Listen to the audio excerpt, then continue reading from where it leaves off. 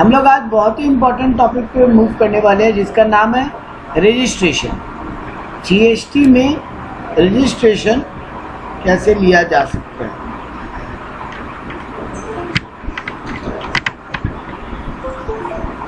Registration में दो important बात है, गुड्स के लिए अलग है और सर्विस के लिए अलग है। रजिस्ट्रेशन सबको लेना कंपलसरी नहीं है, लेकिन एक पॉइंट हम बताएंगे आगे जाके कि जो लोगों का ये लिमिट से नीचे भी सेल या टर्नओवर है उनको भी जीएसटी रजिस्ट्रेशन ले ही लेना चाहिए, क्योंकि लेने में ही फायदा है। पहला बात तो कंपल्सन रूल क्या है कि जीएसटी का रजिस्ट्रेशन गुड्स के केस में अगर आपका टर्नओवर मतलब सेल्स अगर आपका 10 लाख से ज़्यादा है या 20 लाख से ज़्यादा है या 40 लाख से ज़्यादा है। जनरली मैक्सिमम स्टेट्स के लिए 20 लाख का लिमिट है। यहाँ पे बोला है 10 लाख मणिपुर, मिजोरम, नागालैंड, त्रिपुरा, ये भी नॉर्थ ईस्ट, इनके स्टेट्स के लिए 10 लाख लिमिट है। हिमाचल प्रदेश, जम्मू एंड कश्मीर, इसके लिए 40 लाख का लिमिट है और बाकी सब स्टेट के लिए 20 लाख का रिस्ट्रिक्ट होगा। उत्तराखंड, आसाम, मेघालय, सिक्किम, अरुणाचल, पुदुचेरी, तेलंगाना, इन सब के लिए अब लिमिट या और अदर स्टेट्स के लिए भी, यानी हिमाचल प्रदेश, जम्मू कश्मीर के लिए 40 लाख, नॉर्थ ईस्ट के लिए 10 लाख और बाकी सब स्टेट के लिए लगभग 20 लाख। आप अगर एग्जाम में एक लिमिट याद रखना चाहो, आप 20 लाख याद करके जाओ कि 20 लाख के नीचे जीएसटी रजिस्ट्रेशन लेना कंपलसरी नहीं है, 20 लाख के ऊपर कंपलसरी है। सर्विस के केस में ये नॉर्थ ईस्ट वाले स्टेट्स MMNT, मणिपुर, मिजोरम, नागालैंड, त्रिपुरा के लिए 10 लाख, बाकी सब के लिए 20 लाख। ठीक है। हाँ सर।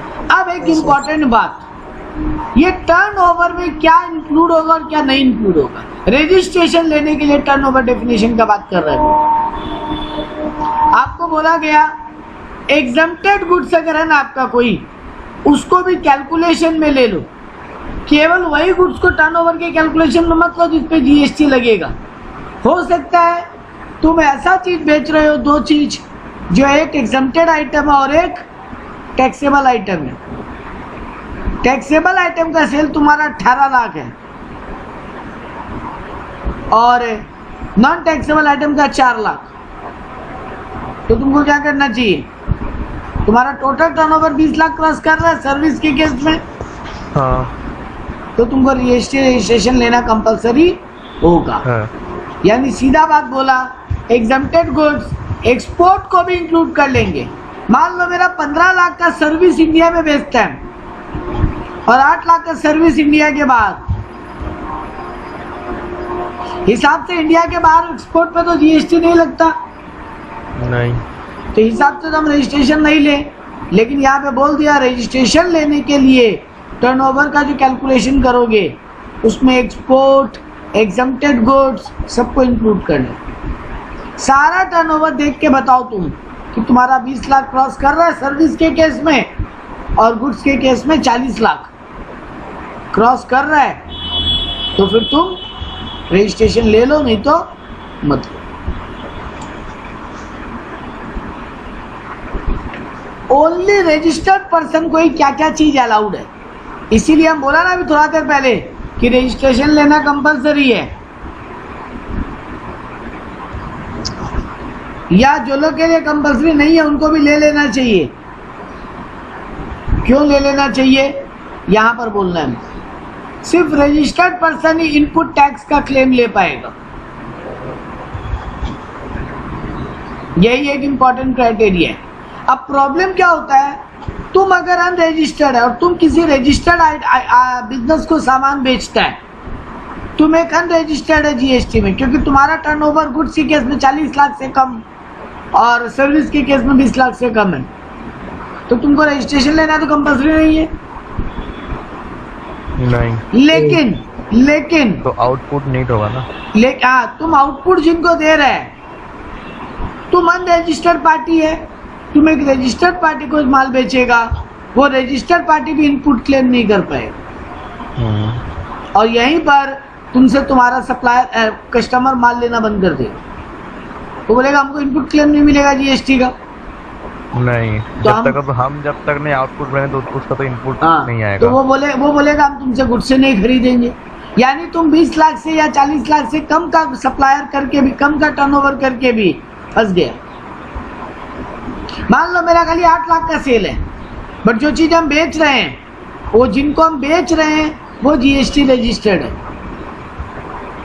अब वो बोलेगा कि या तो तुम रजिस्ट्रेशन लेकर आओ या हम तुमसे बिजनेस नहीं करेंगे, क्योंकि तुम्हारे चक्कर में मेरा चेन टूट रहा है जीएसटी का।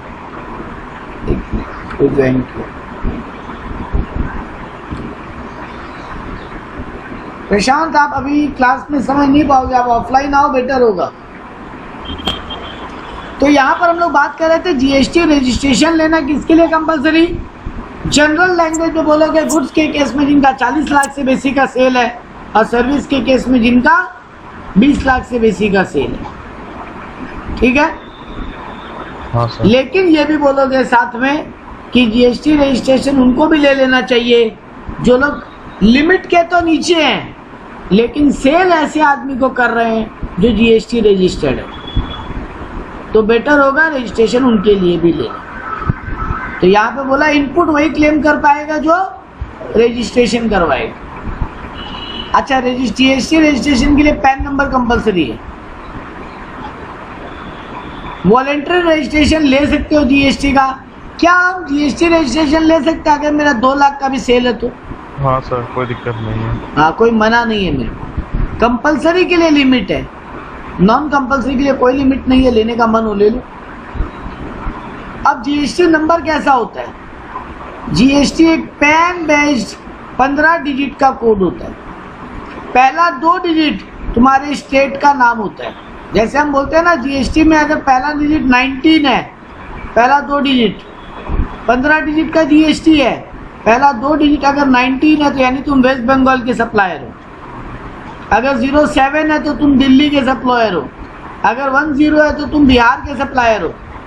ऐसे ऐसे हर एक स्टेट का कोड दिया हुआ है। तो तुम कौन से कोड में हो, तुम कहाँ पर रजिस्ट्रेशन कराए हो, उस हिसाब से जीएसटी नंबर मिलता है। तो पहला 2 पड़ेगा स्टेट? नहीं, बिल्कुल नहीं। ठीक है, ये थ्योरी के लिए याद रख सकते हो कि पहला 2 डिजिट जीएसटी नंबर का स्टेट होता है, फिर अगला 10 डिजिट तुम्हारा पैन नंबर, 12 हो गया, और फिर एक एंटिटी नंबर होता है। तुम अगर कंपनी हो तो तुम्हारा 01 होगा, तुम अगर सोल प्रोप्राइटर हो तो 02 होगा। ऐसे करके एंटिटी नंबर होता है। तुम किस टाइप का बिजनेसमैन हो उसका एक कोड होता है, 1 2 3 4 ऐसे करके। और एक सबके जीएसटी नंबर में एक अल्फाबेट होता है Z, और एक चेक डिजिट होता है लास्ट। वो सबका अलग अलग हो सकता है, उसका कोई क्राइटेरिया नहीं। तो टोटल 15 डिजिट का पैन जीएसटी नंबर होता है।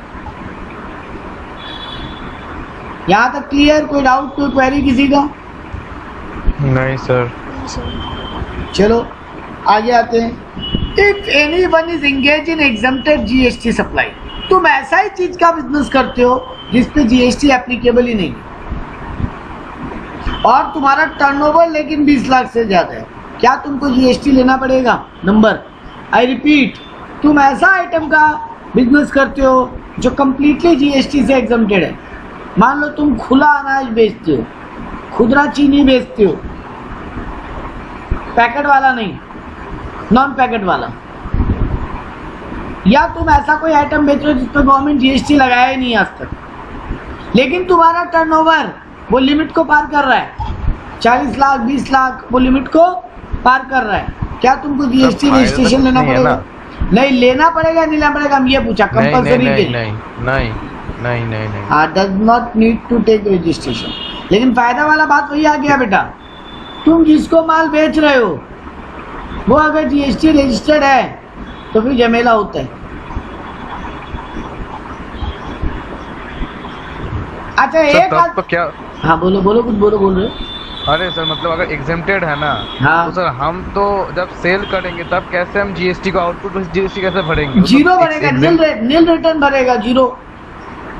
तो उसका भी तो नीति हो जाए। ओ हाँ, वो अगर नहीं भरे तभी तो प्रॉब्लम होगा ना। नहीं तो भरने से दिक्कत हो। देखो यहाँ पे कंपलसरी नहीं है, तुम्हारा सप्लायर अगर माल लेने को तैयार है तो कोई दिक्कत नहीं है, लेकिन जनरली सामने वाला पार्टी अगर जीएसटी रजिस्टर्ड है ना, वो झमेला करता ही है आजकल कि भैया तुम भी रजिस्ट्रेशन ले लो बेटर हो। अच्छा अच्छा। एक बहुत इंपॉर्टेंट क्वेश्चन है और बहुत ही इंपॉर्टेंट है, सब आंसर करना इस पे। एक आदमी अगर बंगाल में भी बिजनेस कर रहा है, बिहार में भी कर रहा है, यूपी में भी कर रहा है, राजस्थान में भी कर रहा है, तो वो एक जीएसटी नंबर लेगा कि 4 जीएसटी नंबर? एक ही लेगा। बाकी लोग अलग अलग होगा। क्यों अलग अलग होगा, कहाँ से पता चला? सर हर स्टेट का कोड जैसे अलग एग्जैक्टली, क्योंकि तुम्हारा स्टेट का कोड 19 है, किसी स्टेट का कोड 10 है। ओ अच्छा अच्छा। तो हाँ। तुमको रजिस्ट्रेशन जीएसटी नंबर 4 लेना पड़ जाएगा। और जब रिटर्न फाइल स्टेट होगा तो नहीं, विद इन द स्टेट हम नहीं बोला था, हम बोला था तुम्हारा राजस्थान, सही बिहार, बात है, यूपी सही सब बात है। जगह हाँ, बिजनेस हाँ। प्लेस। अलग अलग होगा तो तब तो लेना पड़ेगा। हाँ, अलग अलग तो कोड होगा तो। Registration in state from where taxable. हाँ बोलो। बिजनेस तो एक ही है सर। उससे कोई फर्क नहीं, जीएसटी रजिस्ट्रेशन 4 होगा, क्योंकि अल्टीमेटली जीएसटी जो जाता है ना, वो किस स्टेट से माल निकला और किस स्टेट की पॉकेट में गया, ये बहुत इंपॉर्टेंट फैक्टर है हाँ जीएसटी। सर, ये सही बात है। ओके। तो registration in state from where taxable supply take place, जिस स्टेट से तुम टैक्सेबल सप्लाई कर रहे हो उस स्टेट में तुमको जीएसटी रजिस्ट्रेशन लेना पड़ेगा। जीएसटी नंबर, अगर मान लो हमें क्वेश्चन पूछ रहे हैं एक और, अभी तक मेरा 16 लाख का सेल था, सर्विस बेचता है, सर्विस टीचर है, ट्यूशन क्लासेस चलाता ऑल ओवर इंडिया, मेरा 20 लाख का लिमिट है रजिस्ट्रेशन लेने का। मान लो हम 16 लाख का सर्विस कर रहा था अभी तक, पिछले साल के एंड तक मेरा टोटल सेल टर्नओवर 16 लाख था। इस साल अभी तक 4-5 महीना ही बीता है और मेरा सेल 20 लाख क्रॉस कर गया, हमको कितना टाइम मिलेगा रजिस्ट्रेशन लेने का? यहाँ लिखा हुआ है, फिर से बताइए तो, समझ में नहीं आया, फिर से बताइए एक बार। 1 अप्रैल जब चालू हुआ था ना, तब तक हम जीएसटी रजिस्टर्ड नहीं था, ठीक है। क्योंकि मेरा हर साल 15-16 लाख का सर्विस बिकता था, तो हमको रजिस्ट्रेशन लेना तो कंपल्सरी नहीं था, हम नहीं लिया। लेकिन अब इस साल अचानक 4-5 महीना बीतते बीतते मेरा टर्नओवर 20 लाख क्रॉस कर गया। अच्छा, क्या हाँ। हमको ईयर एंड तक वेट करना पड़ेगा या हम तुरंत जीएसटी रजिस्ट्रेशन के लिए अप्लाई कर देंगे? तो तुरंत ही लेना पड़ेगा ना।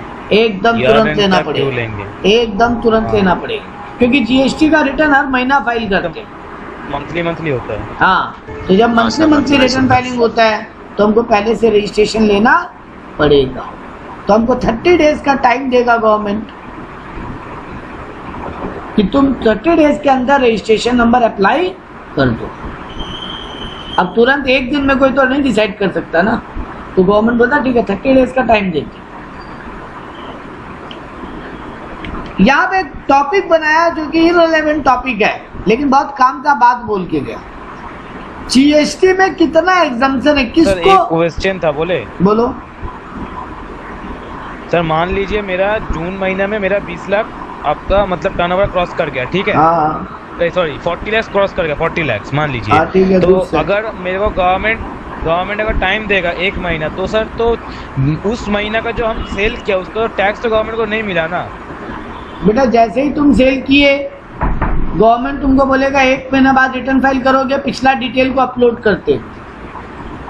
अच्छा, उस महीने की भरना पड़ेगा ना। Exactly. वही पूछा, ठीक है। यहाँ पर हम एक बात बोला, एग्जम्पशन लिमिट। देखा जाए तो जीएसटी से कोई एग्जम्प्टेड नहीं है, बस जिसका वो टर्नओवर लिमिट क्रॉस नहीं करे खाली वही एग्जम्प्टेड है। बाकी ऐसा कोई आइटम वाइज नहीं है कि तुम इस प्रोडक्ट का बिजनेस करते हो तो तुमको जीएसटी रजिस्ट्रेशन नहीं लेनी, जैसे कि वैट वगैरह में हुआ करता था। जीएसटी में ऐसा कोई नियम नहीं है, नो सच सीलिंग, कोई सीलिंग लिमिट नहीं है जीएसटी में। If not in limit then don't register. Otherwise जैसे ही तुम लिमिट क्रॉस कर जाओ 20 लाख या 40 लाख का, तुरंत रजिस्ट्रेशन के लिए अप्लाई कर दो 1 महीने के अंदर। ठीक है। हाँ अब एक बहुत ही इंपॉर्टेंट टॉपिक है, very very very important topic. आज की डेट में बहुत सारे सप्लायर इस स्कीम में फॉल करते हैं। बहुत जन ऐसा आया, एक अच्छे से बात सुनना पहले, बहुत जन ऐसे आए जो बोले हमसे इतना इनपुट आउटपुट डिटेल मेंटेन नहीं होता, मेरा इतना भी बड़ा बिजनेस नहीं है कि हम अकाउंटेंट रखें, ये इनपुट आउटपुट का डिटेल मेंटेन करें, ये झमेला हम नहीं पाल सकते, तो हम क्या करें। लेकिन मेरा 20 लाख का लिमिट पार हो रहा है या मेरा 40 लाख का लिमिट पार हो रहा है, तो गवर्नमेंट बोला तुम्हारे लिए एक रास्ता है मेरे पास। अगर तुम 1.5 करोड़ का लिमिट नहीं पार कर रहे हो और अगर इन स्टेट में हो, त्रिपुरा, सिक्किम, अरुणाचल, नागालैंड, मिजोरम, मेघालय, मणिपुर, उत्तराखंड, यानी हिली एरिया टाइप का स्टेट, तो 75 का लिमिट अगर क्रॉस नहीं कर रहे हो, 75 लाख का लिमिट, तो जाओ, तुमको इतना डिटेल मेंटेन करने से हम माफ किए। मेरा बात सुने, तो समझ में नहीं आया। अगर तुम त्रिपुरा, सिक्किम, अरुणाचल, नागालैंड, मिजोरम, मेघालय, मणिपुर, उत्तराखंड, इन जैसे किसी स्टेट के व्यापारी हो, बिजनेसमैन हो, अच्छा हाँ। और तुम 75 लाख का टर्नओवर क्रॉस नहीं कर रहे हो, सीलिंग लिमिट पार ठीक कर है। रहे हो 20 लाख 40 लाख वाला, मतलब तुमको रजिस्ट्रेशन तो लेना पड़ा, हाँ लेकिन तुम 75 लाख क्रॉस नहीं कर रहे। या फिर इन स्टेट को छोड़ के कोई और स्टेट में हो और 1.5 करोड़ 150 लाख मतलब 1.5 करोड़ का टर्नओवर लिमिट क्रॉस नहीं कर रहे हो, तो गवर्नमेंट तुम्हारे लिए एक आसान रास्ता लेकर आए। बोला जीएसटी रजिस्ट्रेशन तो ले लो भाई लोग, इनपुट आउटपुट का डिटेल मेंटेन नहीं कर पा रहे हो तो कोई दिक्कत नहीं, कंपोजिट स्कीम में रजिस्ट्रेशन ले लो। अब ये कंपोजिट स्कीम क्या है, तुम्हारा जो टोटल टर्नओवर है उस पर चुपचाप 1% जीएसटी दे दो अगर तुम मैन्युफैक्चरर हो तो, अगर तुम रेस्टोरेंट या कैटरिंग सर्विस के ओनर हो तो 5% जीएसटी दे दो, और अदर कोई गुड्स के सप्लायर हो तो 1% जीएसटी दे दो। ओ अच्छा समझ में आ गया, समझ गया। हाँ बाबू इनपुट सारा भूल जाओ, तुम जो जीएसटी इनपुट पे देकर आए हो ना परचेज पे, हाँ वो सब भूल जाना, कोई क्लेम मत करना मुंह खोल के भी। और कंपोजिट में ये इनपुट आउटपुट कुछ मतलब झमेला ही नहीं है, सिर्फ हाँ, डायरेक्ट ये 1% उन्हीं या के लिए है 5% जो लोग जो इतना है। डिटेल मेंटेन नहीं कर पा रहे इनपुट आउटपुट। ठीक बात, ठीक बात। वो हाँ, अपने- डिटेल्स का हो रहा है कि डिटेल मेंटेन नहीं कर पा रहा ना, इसीलिए। हाँ, उनको बोला चुपचाप तुम अपने टर्नओवर पे 1% जीएसटी जमा दे दो अगर तुम मैन्युफैक्चरर हो, अगर तुम रेस्टोरेंट या कैटरिंग सर्विस चलाते हो तो 5% दे दो, और अदर कोई गुड्स के भी हो तो 1% दे दो। यानी रेस्टोरेंट कैटरिंग वाले हो तो 5%, और बाकी कोई 1% गुड्स के मैन्युफैक्चरर या सप्लायर हो तो 1% जीएसटी दे दो टोटल टर्नओवर पे, और जाओ, ठीक है। तुमको बाकी झमेला से मुक्ति दी। प्लस तुमको एक दो और बेनिफिट भी दिए, तुमको मंथली रिटर्न भी सबमिट नहीं करना पड़ेगा, तुम आराम से क्वार्टरली रिटर्न सबमिट करो। 4 क्वार्टर हाँ, साल में 4 ही बार काम करो, झमेला खत्म। लेकिन इनपुट फिनपुट सब भूल जाना, उसका बेनिफिट नहीं मिलेगा, कुछ नहीं मिलेगा। अच्छा, ये स्कीम सबके लिए है क्या सर? नहीं, सबके लिए नहीं है, इसमें भी गवर्नमेंट नौटंकी किया, सर्विस वालों के लिए स्कीम नहीं है, ठीक है।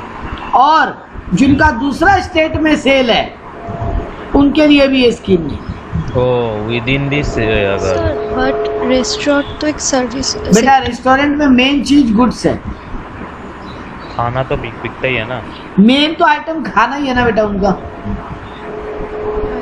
वो सर्विस। कैटरिंग तो सर एक बात सर्विस है बता, ना। हाँ बेटा, कैटरिंग में जब आप काम देते हो आजकल वो खाना बेचते हैं आपको पूरा, या नहीं, वो कैटरिंग मतलब या वो कैटरिंग का बात नहीं हो रहा है जहाँ सामान तुम दे दोगे और वो खाली आके सर्व करेगा या बना के देगा। हाँ वही तो बोल रहा हूँ। नहीं, Catering यहाँ तो पे वही होता है कैटरिंग का मतलब रेस्टोरेंट एंड कैटरिंग बोला है, रेस्टोरेंट और कैटरिंग नहीं बोला है। अच्छा मतलब वो होटल टाइप का ना, मतलब हम हाँ। जाएगा ऑर्डर करेगा, खाना है, पैसे देगा। तुम अच्छा। होते हो ना कि तुम एक होटल को बोलते हो कि तुम्हारे यहाँ पे कोई बहुत बढ़िया बड़ा रूम या हॉल है, बोला है, बोला हम तुम्हारे यहाँ पे एक पार्टी ऑर्गेनाइज करना चाहते हैं, बोला कर लो, बोला खाना, बोला बोला वो भी हम लोग सप्लाई करेंगे, आप टोटल जगह और खाना का मिला के 10 लाख पेमेंट कर दो। ठीक बात, होता है ना बिजनेस ही ऐसा? हो गया ये वाला। हाँ हाँ तो ये वाला का बात हो रहा है, रेस्टोरेंट एंड कैटरिंग गुड्स का बात हो रहा है। अंकिता यहाँ पे सर्विस का बात मिनिमम नहीं है, होगा। सिर्फ सर्विस का काम है उनका, उनको ये स्कीम नहीं है। जैसे एज ए टीचर अगर हम स्कीम में जाना चाहें हमको अलाउड नहीं है, एज ए चार्टर्ड हाँ, अकाउंटेंट, आपको एज ए लॉयर हम नहीं कर सकते ये काम, हमको ये वाला स्कीम अवेलेबल नहीं है। ठीक है, हम सर्विस बिजनेस देते हैं। उनका होगा ना, क्या चीज? जिनका बिजनेस होगा उनका जिनका गुड्स का बिजनेस है, गुड्स का होगा। ओके, हाँ हाँ बिजनेस तो सर्विस का भी होता है। हाँ हाँ। हम तुमको एज अ सीए कंसल्टेंसी दे रहे हैं, ये भी मेरा बिजनेस ही है, लेकिन हम यहाँ क्या बेच रहे हैं? सर्विस। सर्विस। तो मेरे लिए ये स्कीम नहीं है। तुम कपड़ा बेच रहे हैं, लोहा बेच रहे हैं, बिस्किट बेच रहे हैं, गुड्स हाँ। बेच रहे हैं ना, गुड्स, गुड्स। हाँ, तब तुम्हारे लिए ये स्कीम है। ठीक। और वो भी उन्हीं गुड्स वालों के लिए जो विद इन द स्टेट माल बेचे, इंट्रा स्टेट, इंटर स्टेट नहीं, दूसरा स्टेट में नहीं। और अगर दोनों ही करे तो भी तो अलाउ नहीं, तब भी तुम्हारे लिए स्कीम नहीं है। मतलब सिर्फ with in the state. Yes, सिर्फ with in the state goods वाले। ठीक है ठीक है, समझ एक लाइन में अगर याद करना चाहो तो सिर्फ with in the state goods वाले, गया। ठीक है, उनके लिए ये स्कीम अवेलेबल है। अवेलेबल है। हाँ, अगर ये हिली एरिया वाला त्रिपुरा, सिक्किम, अरुणाचल वगैरह है तो 75 लाख 75 लिमिट है, और अदर स्टेट है तो 1.5 करोड़ लिमिट Double। है। अगर उससे भी ज्यादा है तो फिर ये स्कीम उनके लिए भी नहीं है, ये तो ऑब्वियस बात है, ये सीलिंग तो लगा ही दिया। पूरे दुनिया के लिए स्कीम नहीं दिया।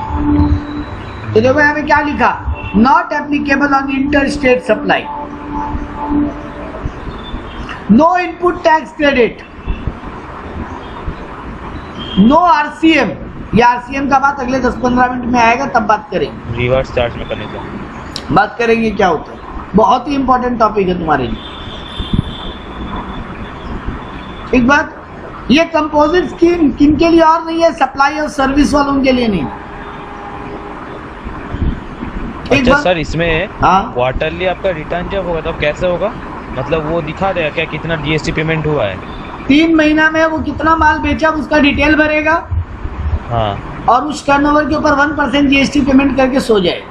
मतलब वो जो पेमेंट होगा वो क्वार्टरली होगा, 3 एक महीने बार, में एक बार ही होगा। अप्रैल में जून में जो भी माल बेचा, अच्छा, अप्रैल में जून में जो भी माल बेचा उसका रिटर्न जुलाई में फाइल करेगा, हाँ, और अप्रैल में जून का टोटल सेल पे 1% जीएसटी गवर्नमेंट को दे देगा, समझ गए। और ठीक अगर है, कैटरिंग बिजनेस है तो 5% दे देगा। हाँ ठीक है। तो ये इनके लिए, इंटर स्टेट सप्लाई वालों के लिए नहीं है, ये सर्विस सप्लाई वालों के लिए नहीं है, और एक वालों के लिए नहीं है जो लोग ई कॉमर्स से माल बेचते हैं, ऑनलाइन माल बेचते हैं, उनके लिए भी ये स्कीम नहीं है। अच्छा अच्छा, ठीक बात। हाँ, तुम्हारा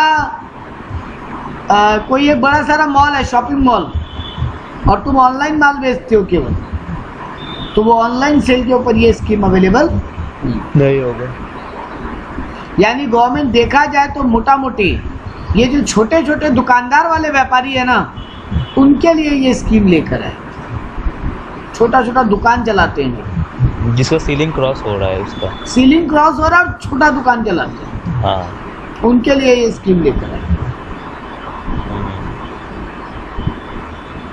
ये बात क्लियर है? बहुत इंपॉर्टेंट टॉपिक था सबको। हाँ सर। और यहाँ पर भी जो टर्नओवर कैलकुलेट करना है ना, ये 1.5 करोड़ या 75 लाख, उसके लिए जितना तुम टैक्सेबल माल बेचते हो वो भी ले लो, एग्जम्प्टेड माल बेचते हो वो भी ले लो, एक्सपोर्ट करते हो वो भी ले लो, और दूसरे स्टेट में जो माल बेचते हो सब जोड़ के देखना पड़ेगा कि तुम 1.5 करोड़ पार कर रहे हो कि नहीं, या 75 लाख पार कर रहे हो कि नहीं। ठीक बात। हाँ हाँ, ये टॉपिक सब हट चुके हैं जो यहाँ पे ये interest on FD and all. कौन सा? ये जो हम यहाँ पार्ट करते हैं ना, इंटरेस्ट ऑन फिक्स डिपॉजिट, हाँ हाँ हाँ हाँ हाँ। ये अब इस पे जीएसटी लगता है हाँ। नॉर्मली एकदम, ये पढ़ने का कोई टॉपिक RCM नहीं सर? है। आरसीएम अब तक हम ले आए, आरसीएम का बात होगा, आरसीएम का बात थोड़ा देर बाद होगा। यहाँ देखो हम लिख दिया था, person opting for composite scheme shall file return quarterly and make payment on next month of 18। Payment हर अगला महीना करेगा भाई।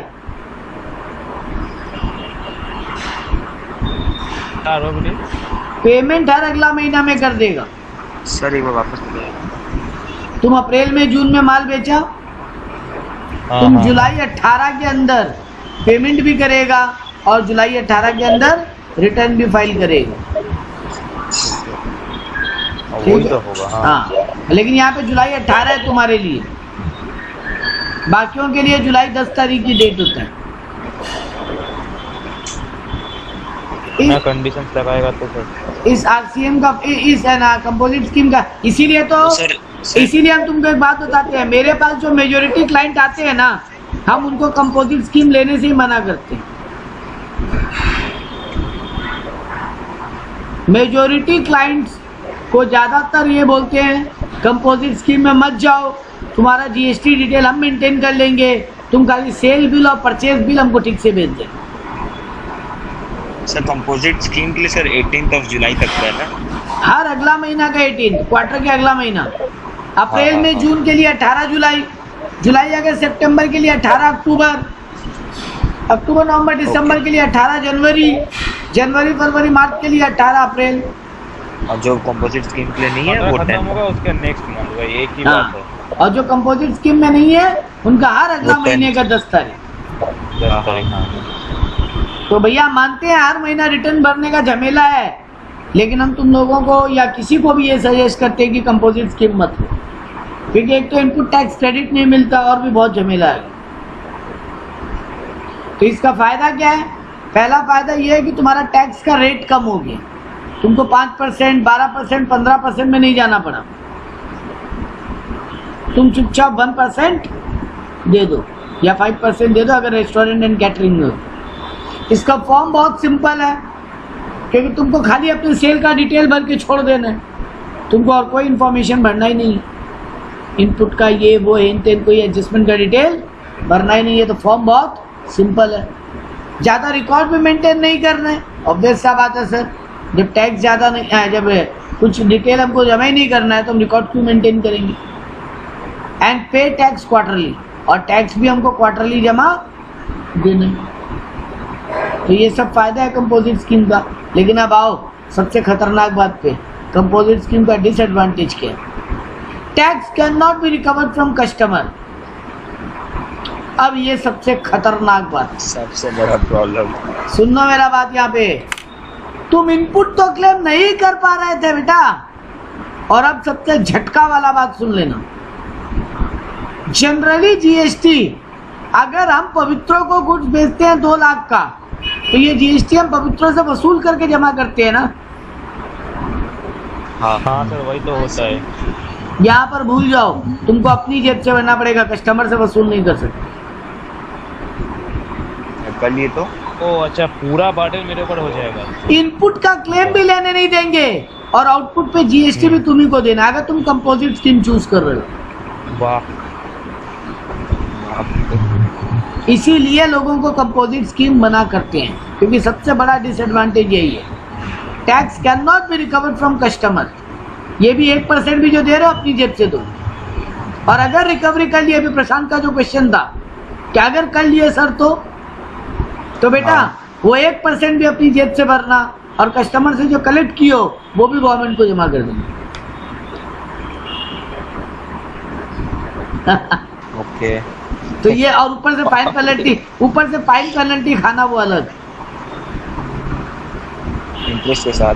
हाँ इंटरेस्ट के साथ फाइन पेनल्टी, और पेनल्टी भी लगाएंगे उसका। तो कंपोजिट स्कीम अगर लेते हो तो सीधा बात, न कोई इनपुट क्लेम करना, न जीएसटी अपने फॉरवर्ड वाले पार्टी से वसूल करना, चुपचाप अपनी जेब से।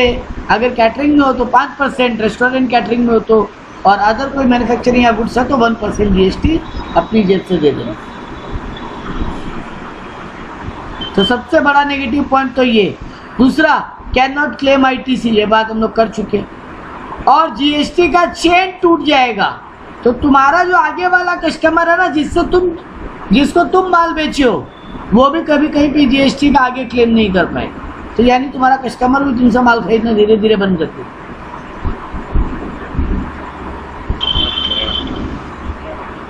और ये ई-कॉमर्स वाले बिजनेस आज की डेट में सब ऑनलाइन कुछ ना कुछ करते हैं, तो ई-कॉमर्स वाले बिजनेस वाले इसको क्लेम नहीं कर। आजकल छोटा छोटा दुकान भी अपने आप को अमेजन से लिंक कर लेता है ताकि थोड़ा माल बिकने में आराम हो, तो ये उनके लिए ये स्कीम नहीं। तो कंपोजिट स्कीम, एक बात बताइए मेरे बोलो। को, कंपोजिट स्कीम में अगर मान लीजिए कोई अगर छोटा मोटा बिजनेस, उसका मान लीजिए 40 लाख के ऊपर टर्नओवर है, ठीक है, हाँ ठीक है, मान लीजिए वो रिटेलर ही है, हाँ अब मान लीजिए उसका जो बिकेगा सब सामान तो MRP में बिकेगा ना, तो उसमें तो सर टैक्स तो इंक्लूसिव रहता है ना, तो वो तो कस्टमर से वो वसूल कर ही रहा है। तो वो भी तुम गवर्नमेंट को जमा दोगे प्लस 1% अपनी जेब वाला भी जमा दो। एक बात समझो, तुम गलती कर रहे हो। तुम कस्टमर से जो वसूल कर रहे हो वो तो ऑलरेडी तुम भी किसी को दे के आ चुके हो। ओ हाँ, ये भी सही बात है ना, वो तो जमा कर ही चुका है गवर्नमेंट में। हाँ, तुम 1% और अपनी जेब से चुपचाप जमा कर दो। एक्स्ट्रा देना पड़ रहा है मेरे को, एक्स्ट्रा, ठीक है। हाँ। अच्छा, कंपोजिट स्कीम का रजिस्ट्रेशन फॉर्म है CMP 01। अगर GST रजिस्ट्रेशन कराना है कंपोजिट स्कीम में, तो कंपोजिट स्कीम CMP, C से कंपोजिट, C से CMP 01 बोल के एक फॉर्म है, वो फाइल कर दो, कंपोजिट स्कीम में रजिस्ट्रेशन तुम्हारा हो जाएगा। चलो अगले टॉपिक पे आते हैं। और ये वाला बहुत ही इंपॉर्टेंट बात जो हम पहले ऑफलाइन क्लास में कर चुका था, आज ऑनलाइन क्लास में अच्छे से करेंगे, और ये आखिरी टॉपिक होगा। इनपुट टैक्स क्रेडिट, ये क्या है? कोई हमको क्लास 11 में जनरल में काम होता था बहुत। नहीं, ठीक है, कोई हमको सिंपल लैंग्वेज में ITC समझा सकता है? तो इनपुट टैक्स के मतलब जो हम परचेस किया, हाँ, उसमें से जो टैक्स हम पेमेंट करके आए वही तो होगा इनपुट टैक्स। हाँ, वो हम क्लेम कर लेते हैं, इसलिए यहाँ पे क्रेडिट वर्ड यूज किया। तुम हमको इनपुट टैक्स समझाए ना बेटा। हाँ, इनपुट टैक्स क्या है? हम प्रशांत झवर से 10 लाख का सामान खरीदा और पवित्र हल्दर को 10 लाख का सामान 12 लाख में बेच दिया। प्रशांत झवर से जब हम 10 लाख का खरीद के लाए होंगे, हम प्रशांत झवर को GST देकर पेमेंट करके लाए होंगे गुड्स, है ना प्रशांत? हाँ। और जब हम पवित्रों को बेचे होंगे तो पवित्रों से GST कलेक्ट किए होंगे, एकदम जो हमको गवर्नमेंट को देना है। डिफरेंस अमाउंट जो वो दे देंगे। 10 लाख पे मान लो 18%, तो 1,80,000 का GST हम प्रशांत झवर को देकर आए थे। हाँ, और 12 लाख पे 18% कितना होगा? कैलकुलेट करो कोई जल्दी से। सर अगर 2,16,000 2,60,000 2,16,000 हम पवित्र हल्दर को GST देकर आए, सॉरी लिया है ना, पवित्र हल्दर से कलेक्ट करके लाए। हाँ, और प्रशांत झवर को 1,80,000 देकर आए। ये 1,80,000 को इनपुट टैक्स कहा जाता है, और क्योंकि हम इसका एडजस्टमेंट ले लेगा, इस 2,16,000 में ये 80 माइनस करके रिमेनिंग 36,000 गवर्नमेंट को जमा करेगा, तो इसको हम इनपुट टैक्स क्लेम या इनपुट टैक्स क्रेडिट बोलते हैं। ये क्रेडिट वर्ड का मतलब हो गया इसका फायदा लेना, इसका एडजस्टमेंट क्लेम करना। तो सर इससे तो बेनिफिट ये गवर्नमेंट को ही हुआ। हाँ, तो हुआ तो गवर्नमेंट को 80 प्लस 36, गवर्नमेंट को टोटल 2,16,000 GST मिल गए। नहीं, आप बोले ना जो मेरे को बेनिफिट मिला, हम वही सोच रहे हैं, आपको कैसा बेनिफिट मिला? मेरे को मिला ना एक, इसलिए हमको गवर्नमेंट को 2,16,000 जमा नहीं करना पड़ा। सर वो अच्छा, हाँ, पूरा नहीं, हाँ ये सही बात है, आपको पूरा जमा नहीं करना पड़ेगा, वो जो बैलेंस रिमेनिंग है वो आपको जमा करना पड़ेगा। हाँ प्रशांत, दो लोग बोल रहे हो।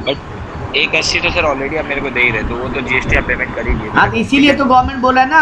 अभी अगर मान लो प्रशांत ये 1,80 हम तुमको दिए, तुम गवर्नमेंट को जमा कर ही दिया, और अब ये 2,16 भी हम गवर्नमेंट को जमा करें, तो गवर्नमेंट को तो भैया 3 लाख 3,96,000 का जीएसटी नहीं जमा हो नहीं जाएगा। नहीं नहीं नहीं 36,000 ही देना होगा। हाँ। तो ये तो गवर्नमेंट का ही दोनों तरफ से प्रॉफिट हो गया। अरे भाई ठीक है, गवर्नमेंट का प्रॉफिट यहाँ पे मत गिनो बैठ कर।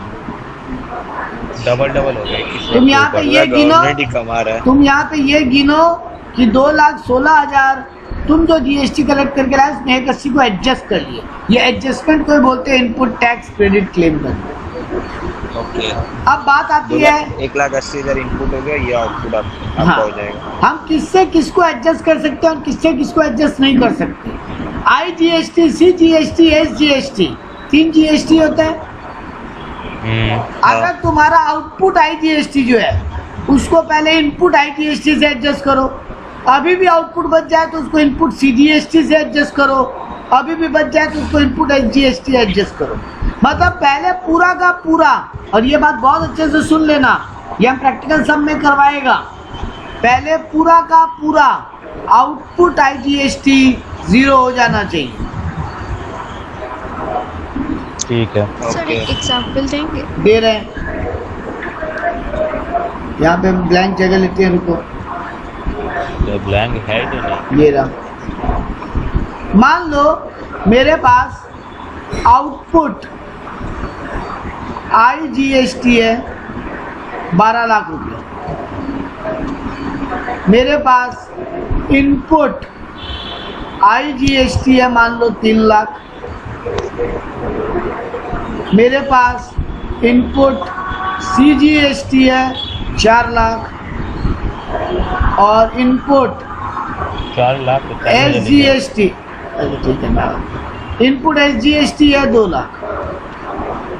ये मेरे पास इनपुट है और मेरे पास आउटपुट CGST भी है 2 लाख और आउटपुट SGST भी है 2 लाख। ठीक है, हाँ। तुम ये 12 लाख पहले 0 करो। तुम सोचोगे कि आउटपुट CGST को पहले आउटपुट इनपुट CGST से एडजस्ट कर ले, इसको कम कर ले, अलाउड नहीं है। पहले ये 12 लाख से इन तीनों को 0 करो,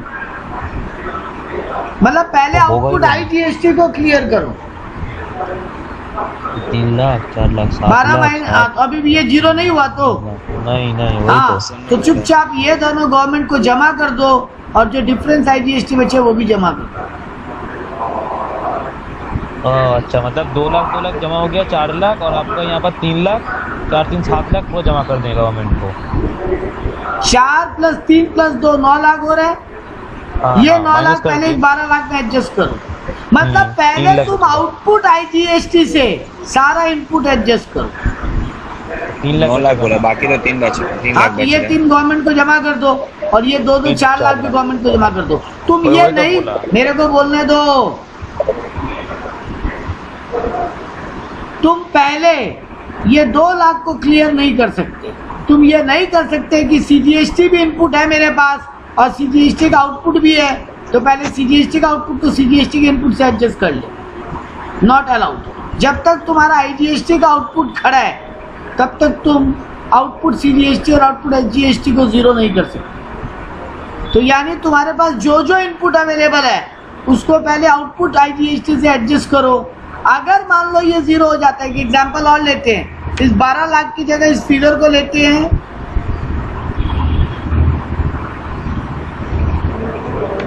7 लाख,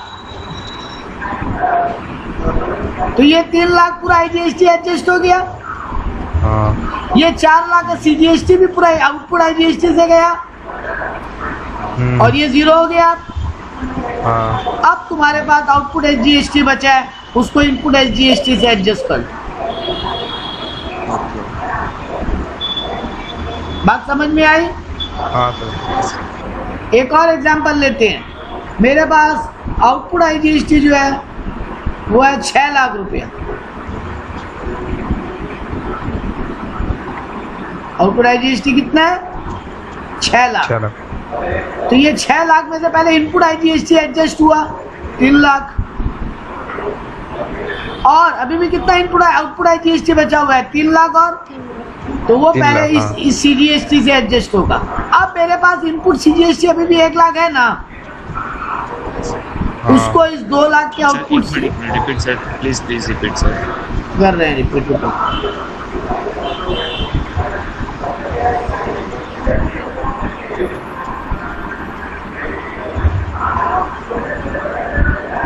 हम नया एग्जाम्पल ही बना के दे रहे हैं, जो भी ले रहे तो वो एग्जाम्पल लेते हैं।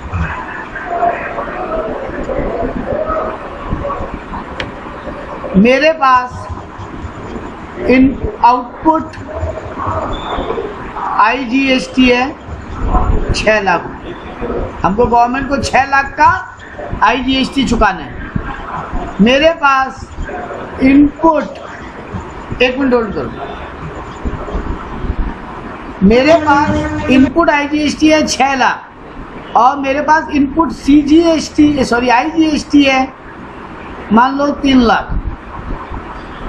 मेरे पास इनपुट CGST है 4 लाख और मेरे पास इनपुट SGST है 2 लाख। ये वो है जो हम प्रशांत झवर से कलेक्ट करके लाए हैं और ये एक प्रशांत झवर को दे कर आए हैं, और ये वो है जो हम पवित्र हल्दर से कलेक्ट करके आए हैं 6 लाख। ये 6 लाख हमको गवर्नमेंट को जमा देना होगा, हम पवित्र से जो कलेक्ट किए हैं। हाँ हाँ। लेकिन जो जो हम प्रशांत से इनपुट लेकर आए हैं, जो प्रशांत को पेमेंट करके आए हैं, उससे एडजस्टमेंट करेंगे पहले, आउटपुट इनपुट का एडजस्टमेंट। तो ये 6 लाख में से पहले ये देखो आई तो आई से एडजस्ट होना ही था। हाँ सर। हाँ, तो आई तो पहले आई से 3 लाख गया, अभी भी जितना आई देने का गवर्नमेंट को और 3 लाख। 3 लाख। इधर में मेरे को गवर्नमेंट को आउटपुट CGST भी देना है 2 लाख का और आउटपुट SGST भी देना है 2 लाख। हम ये नहीं कर सकता कि C को पहले C से एडजस्ट कर ले, क्योंकि अभी भी मेरा आई जिंदा है, आउटपुट IGST अभी भी जिंदा है। तो हम उसको C से एडजस्ट, पहले C को C से खत्म नहीं कर सकते। तो यहाँ पर भी अभी भी 3 लाख है, इस 4 लाख से एडजस्ट किए, अभी भी 1 लाख का इनपुट बच गया ना CGST, हाँ हाँ। उसको इस 2 लाख CGST से एडजस्ट कर सकते। अब 1 लाख गवर्नमेंट को देना ही है, क्योंकि ये पूरा 0 हो गया और ये 1 लाख भी, अब 1 लाख ये गवर्नमेंट को देंगे और ये 2 लाख आपस में एडजस्ट हो गया। एस का आउटपुट, एस का इनपुट आपस में एडजस्ट हो गया, ये नील हो गया। हम गवर्नमेंट को चुपचाप आउटपुट CGST का जो CGST बचा सर आउटपुट का 1 लाख रुपया वो गवर्नमेंट को जमा कर देंगे। पर सर कभी भी ऐसा हो सकता है CGST इनपुट और SGST इनपुट अलग अलग हो सकता है क्या? बिल्कुल हो सकता है, क्यों नहीं होगा। तुम पिछला महीना तुम्हारा ज्यादा एडजस्टमेंट यूज नहीं हुआ था। अच्छा हाँ। ये हो सकता है, ये हो सकता है, ये प्रैक्टिकली पॉसिबल है कि ये 4 लाख और ये 2 लाख हो सकते हैं। तो उसमें कंफ्यूज मत हो, अभी एक बार इसको इस फैक्टर पे मत आओ। तो ये बात समझ में आई किसको किससे एडजस्ट कर सकते हैं। हाँ हाँ हाँ ठीक है। तो ये था वो टॉपिक बहुत अच्छा। आउटपुट CGST को, क्वेश्चन था हाँ बोलो सर, अगर इनपुट IGST ही मतलब रह गया एडजस्टमेंट के बाद तो उसका क्या करेंगे? वो रह जाएगा, वो उसको इनपुट CGST से एडजस्ट, आउटपुट CGST से एडजस्ट कर सकते हो। देखो ना यहाँ लिखिए है, आउटपुट CGST जो गवर्नमेंट को देना है उससे तुम इनपुट IGST और इनपुट CGST दोनों एडजस्ट कर सकते हो। वैसे ही आउटपुट SGST जो गवर्नमेंट को देना है उससे इनपुट IGST और इनपुट SGST भी एडजस्ट कर सकते हो। खाली CGST SGST से एडजस्ट नहीं होगा और SGST CGST से एडजस्ट नहीं होगा, मतलब दोनों स्टेट और सेंट्रल आपस में एडजस्ट नहीं होंगे। झमेला है। हाँ, अब क्लियर है अंकिता आपका क्वेश्चन जो पूछे थे आप? हाँ सर। हाँ, आखिरी बात, इंपोर्ट पे अगर कोई इनपुट IGST है आपका, उसका आप क्रेडिट ले सकते हो। RCM का भी अगर इनपुट है, बात करेंगे RCM का नेक्स्ट क्लास में, अभी समझ लो केवल RCM का भी अगर इनपुट है उसका भी एडजस्टमेंट ले सकते हो। पहले आपको RCM गवर्नमेंट को जमा करना पड़ेगा, बाद में आप इनपुट क्लेम करो।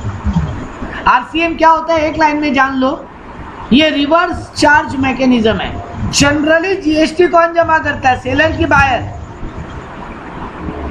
GST सेलर ही जमा करेगा ना। GST सेलर जमा करता है, हाँ। लेकिन कभी कभी उल्टा नियम चलता है, कि जो गुड्स खरीदा वही गवर्नमेंट को जीएसटी जमा कर, इसी को बोलते हैं रिवर्स चार्ज। ये कुछ कुछ केस में एप्लीकेबल है, नेक्स्ट क्लास में यही पढ़ने वाले हैं। ठीक है। तो यहाँ पे नॉर्मल नियम ये है कि पहले आरसीएम जो है वो गवर्नमेंट को जमा करो, बाद में इनपुट क्लेम करो। और अगर कॉम्पनसेशन सेस तुम्हारे ऊपर लगा है तो वो सिर्फ कॉम्पनसेशन सेस से एडजस्ट हो सकता है। मतलब input compensation cess output compensation cess से एडजस्ट हो सकता है और किसी से नहीं। तो वो 15% वाला ना? हाँ, वो एक दूसरे से एडजस्ट हो सकते हैं और किसी से नहीं। ठीक है, आज यही समझ स्टॉप गए। करेंगे। नेक्स्ट क्लास में हम लोग पढ़ेंगे आईटीसी कब क्लेम कर सकते हैं और नहीं कर सकते, और जीएसटी का पेमेंट का डेट्स क्या है। इसके बाद आ जाएगा आपका रिटर्न फाइलिंग और आरसीएम। रिटर्न फाइलिंग और आरसीएम खत्म, चैप्टर खत्म, और 2 क्लास।